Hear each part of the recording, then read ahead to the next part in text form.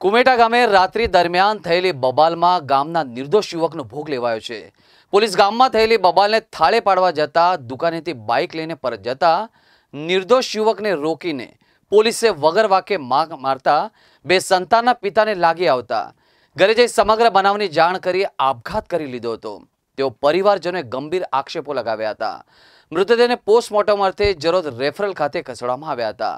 Police પર લાગેલા ગંભીર આક્ષેપો અને યુવકના આપઘાત મામલે ડીવાયએસપી આકાશ પટેલે ગામના અગ્રણીઓ સાથે પોલીસ મથકે બેઠક કરી આક્ષેપોની તટસ્થ તપાસ કરવાની બાંયધરી આપતા હાલ મામલે થાળે પડ્યો છે। પડી ગઈ લેવા ગયો તો હવે પડી ગઈ લેવા ગયો તો તે ઊભો હતો ત્યાં અહીંયા જેવા ઉધર્યા એવા મારવા દોર ગયા। બે ચેન જેને વાગ્યા અને જરા વધારે ઝાપટો મારી હતી અને એ ગાડી બેહાડી દીધો અને આ છોકરો ભરણ પોષણ કરતો હતો। હવે આ લોકોને માર્યો ને ઘરમાં ઈમાનદારી હતો ને એટલે પબ્લિકની અંદર માર્યો એટલે એને લાગી આવ્યું સાહેબ। એટલે લાગી આવ્યું એટલે ઘેર આવીને રાતે બધા 11 વાગ્યા ત્યાં પેલો એનો ભાઈ મરી ગયેલો એટલે બધા બે જ રહેતો હતો અહીંયા આગળ અને ખેસ્યું લઈને ગયો હતો। તો પોલીસ કોન્સ્ટેબલે વિચાર નહીં કરવાનો કે આ ભાઈ ખેસ્યું લઈને આવ્યો છે તો એને કેમ મારવાની અધિકાર છે, એને મારવાનો અધિકાર આલ્યો એટલે એને લાગી આવ્યું। તે લાગી આવ્યું તો રાતે આવીને એને પછી આ પગલું ભરી લીધું। તો મારા છોકરાનો હું અગુનો હતો તે પોલીસવાળાએ એને માર્યો। એને આઘાત, હા, પોલીસવાળા નશાના હાલતમાં હતા, એ પીધેલા હતા અને પછી આખું ફર્યું તૂટ્યું। બધાએ એ છોકરાને બહાર કઢાયો અને પછી મારો છોકરો ઘેર આવીને રડતો હતો અને એને ચિંતા ભરાઈ જાય કે મારો ભાઈ અત્યારે મારો ભત્રીજો હજુ થોડાક જ દાડા હોલ જ દાડા થયા છે અને ઓફ થઈ ગયો। ત્યારે એમ કે મારો ભાઈ હોત તો અત્યારે મને દોટ કાઢીને આવત, એવું મને થઈ ગયું કે અત્યારે મને કમ પોલીસવાળાએ મય પૂરી દીધો। પોલીસવાળાએ મને લાફો કમ માર્યો એટલે એને આઘાત લાગ્યો। નિર્દોષને માર્યો છે, નિર્દોષને માર્યો, પુત્ર ગુમાવવાનો વખત આવ્યો હા। છે। આવા સંજોગોમાં તમારો ન્યાય શું છે? મારો ન્યાય એ છે કે મારા છોકરાને આવું એ પોલીસવાળાએ માર્યું।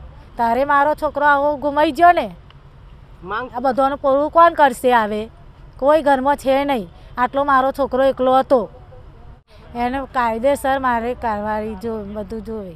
ગઈકાલે રાત્રિના સમયે નીતિન રમેશભાઈ પરમાર ઉંમર વર્ષ 28 રહે ગામ કુમેઠા એક ગળે ફાંસો ખાઈ અને આપઘાત કરેલાની વિગત જણાઈ આવેલ છે।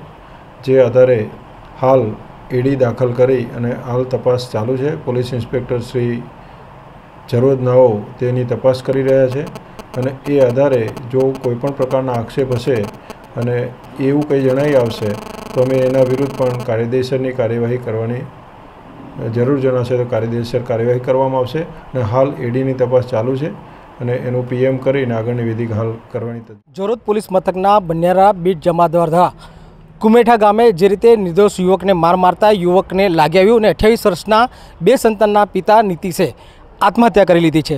ખાસ કરીને તેના પરિજનો છે, તેના પરિજનો દ્વારા ગંભીર પ્રકારના આક્ષેપો પણ લગાડવામાં આવ્યા છે કે જ્યારે આ ઘટના ઘટી ત્યારે જે પોલીસ કર્મીઓ હતા એ નશાની હાલતમાં હતા। ખરેખર હકીકત શું હતી? હા, ગામજનો એવું કહેતા હતા કે પોલીસ નશાની હાલતમાં હતી અને આ છોકરો પડકી લેવા જયેલો, બાઇક લઈને પરત પાછો વળતો તો એને પાછળથી બે ઝાપટો મારી દીધી અને પછી એને ગાડીમાં બેસાડી દીધેલો એટલે એને આઘાત લાગ્યો કે મારા વગ ગુના વગર મને માર્યો પોલીસે, એવું ઘરે આવીને બધાને કીધું।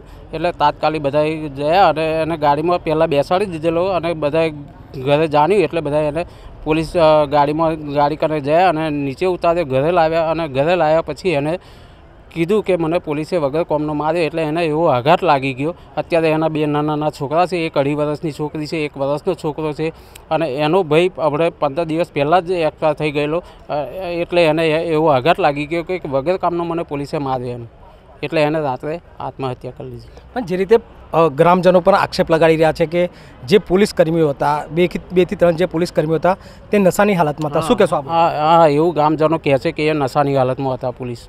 હાલ લગભગ 2 થી 3 કલાકથી વાઘોડિયા જરોદ પોલીસ મથકે આપ લોકો છો, પોલીસ જો રજૂઆત કરી છે, ખરેખર જે ન્યાયિક તપાસ થવી જોઈએ, કયા પ્રકારની તપાસ થવી જોઈએ અને જે દોષિત હોય તેની સામે કયા પ્રકારના પગલાં ભરવા જોઈએ? મારું તો એટલું જ કહેવું છે કે જે પોલીસે જે આ કાર્ય કર્યું, છોકરાને નિર્દોષ છોકરાને માર્યો તો એની સામે કડક પગલાં લેવા જોઈએ અને પેલા નાના જે મૃત્યુ પામ્યો છે એને નાના છોકરા છે, અત્યારે કમાનારું ઘરમાં કોઈ છે નહીં, આ એકલો જ હતો, એનો ભાઈ નાનો ભાઈ પહેલાં ઓફ થઈ ગયો, પછી આ મોટો ભાઈ ઓફ થઈ ગયો, હવે કોઈ છે નહીં ઘરમાં કમાનાર।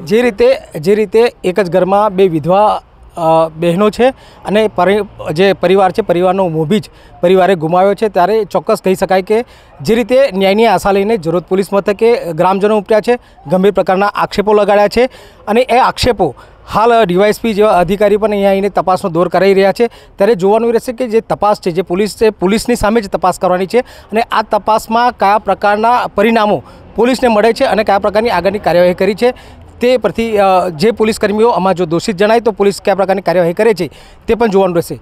કેમેરામેન પ્રકાશ પટેલ સાથે બજરંગ શર્મા, જીવન ન્યૂઝ, જરોદ।